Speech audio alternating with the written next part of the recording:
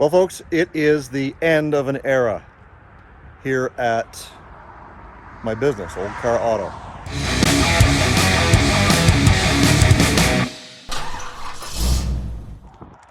So as you can see right now on my lot, I have 4 vehicles. That's it. And the 4 vehicles that I have, in my opinion, are a little bit overpriced for what they are. And of course, that is just a sign of the times. And in 2020, when the pandemic hit, well, it hit us hard. We didn't know if we were going to be able to stay open. We didn't know if we were going to be able to stay in business. Luckily, we were. The service department kept us busy. We lost a few good employees.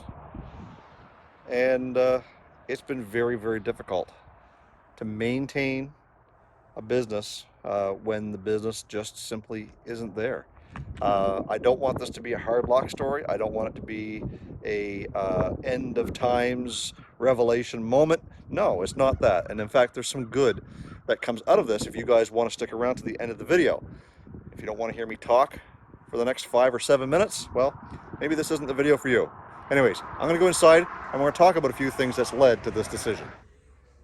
So it's very difficult to talk about.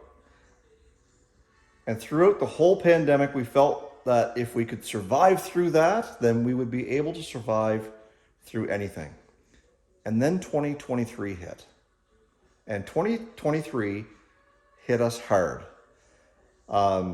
With the selection of vehicles being as poor as it is, and some will say, well, Jason, there's lots of cars. Yeah, there's lots of cars out there.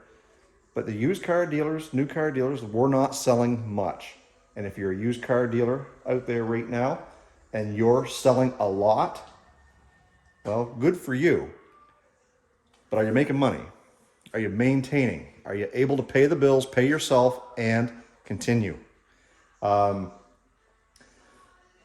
of the vehicles that we've bought, we've taken, the knowledge that we have, and we've bought what we know we can sell.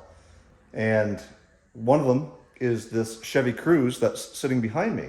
We sold it. The customer had it for a week. This is where we are. Got a brand new GM head going on this car. I'm going to put a video in right here that you guys can see that we found the problem. Antifreeze was getting into cylinder number 3 because it was leaking. It's got a crack in it somewhere, so that what was causing the overheating. It wasn't able to maintain pressure. This is just one of the issues we've had. We also had the Chevy Malibu. Again, I posted pictures on Instagram. The Chevy Malibu had an electrical issue. And again, some of you guys are going to say the Chevy Malibu there's a common thing here, Chevy Malibu, Chevy Cruze. It doesn't end there. The Volkswagen Tiguan, we bought that with the parking brake light on. Long story short, and about $1,300 later, our parking brake works on that car now. And it's just trouble after trouble after trouble that we've been having with some vehicles. We also had a problem with a Ford Escape, not this Ford Escape, where the timing went out of whack, and of course it jumped its timing. Luckily, it didn't ruin the engine. It was only off by maybe like a few degrees, but it was enough to keep it from having very much power. We had a couple of Ford Escapes we had to put turbos on. This is all stuff that we've been dealing with in 2023. 2023 has been bad for Olde Carr Auto sales. Therefore, it's time to stop selling late model used cars and move on to something different. Way back before the pandemic hit, in the new year, I did a video, I'll link that right over here, where I talked about getting into business, doing something different. And that is buying old cars. Old cars. Olde Carr Auto sales. We're going to go back to kind of the roots of looking for vehicles. We're looking right now. Here's a few that I'm going to throw at you. Remember this car?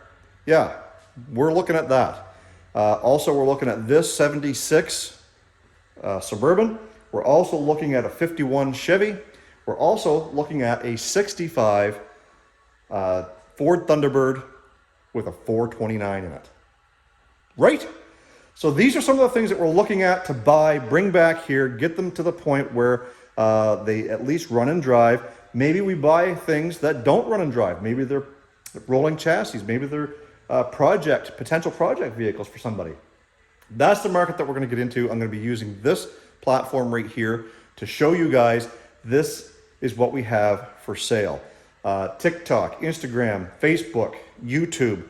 We're also going to be hitting a lot of eBay and some of those places like that to try and sell these things and market our vehicles to broader audiences. We're going to take advantage of the internet. Therefore, the walk-in customer style of selling cars is going to be put to the side, and we're going to be doing things a little bit different.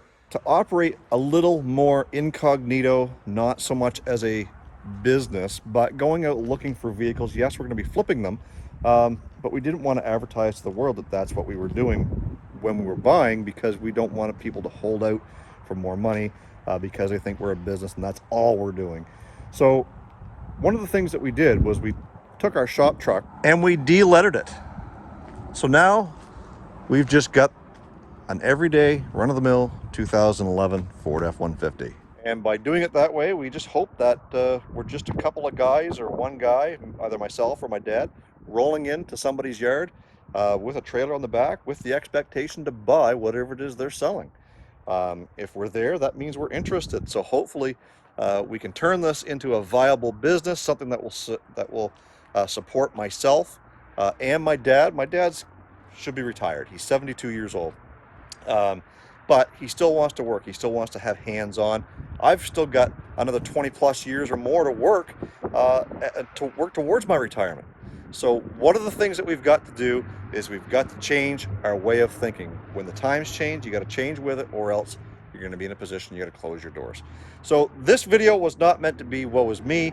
It was meant to show you that there is light at the end of the tunnel, and a little bit of an April Fool's, but not really. So we just wanted to show you guys that we're changing the way we're doing our business.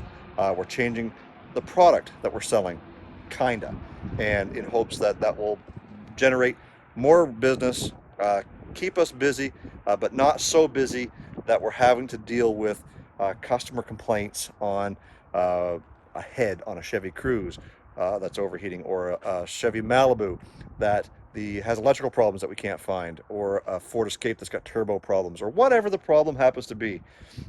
When you're in customer service, and you've been in customer service for as long as I have, you get tired. And don't take this the wrong way. I love my customers. There's only 1 or 2 percent maybe out of all that you have to deal with that are hard to deal with. Just like any business, I get it. That's what being in business is all about. But at the end of the day, we strive to keep our customers happy. With the advent of social media, when a customer is doing you wrong, it's hard to defend yourself in any fashion. You always look like the bad guy. So by going this route, we don't have to warranty anything, selling things that are old. If you come in to buy a car from me and you expect that you're buying something that's 30 or 40 years old, and you expect me to stand behind it, you don't qualify to do business with me anymore. That's just not the way it happens. It's an as is. You buy something that old, look, it needs work. Yeah, we don't have to inspect these things. That's not up to us. You're going to be, they're potential projects is what we're selling. We're not selling necessarily 100% good, reliable transportation. They're going to need some work. They're going to have some squeaks. They're going to have some rattles. They're going to need tires, brakes, rocker panels, bodywork, stuff like that, because they're old. The expectation that you're going to have to do work to them is there. And that's the way that I'll present it when I sell them. Some of them, if they're in really good shape, we may do a little bit more. We may go to that extra mile and get them inspected so that they are 100% ready for the road. We'll do that. We'll be doing videos on them. We'll be showing them right here. So I hope you guys can stay tuned to Olde Carr Guy for the future of what it is and what I'm going to be doing. I hope to bring you guys along the way to show you some of these cars. Dad will be going to buy some of them. I'll be going to buy some of them. When Dad goes, unfortunately, he's not the camera type, so he won't be recording anything for us. But when I do it, I will certainly be bringing you guys along and showing you every step of the way.